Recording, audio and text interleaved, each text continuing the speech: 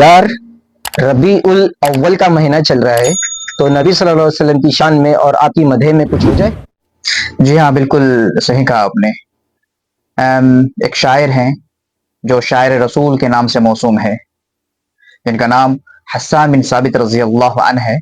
وہ فرماتے ہیں کہ وَأَحْسَنُ مِنْكَ لَمْ تَرَ قَطُّ عَيْنِي وَأَجْمَلُ مِنْكَ لَمْ تَلِدِ النِّسَاء خُلِقْتَ مُبَرَّأً مِنْ كُلِّ عَيْبٍ كَأَنَّكَ قَدْ خُلِقْتَ كَمَا تَشَاءُ۔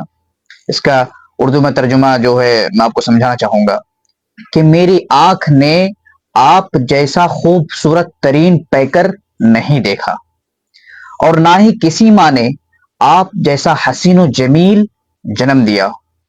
آپ ہر عیب سے پاک پیدا فرمائے گئے، گویا کہ آپ نے جیسا چاہا ویسے پیدا کیے گئے۔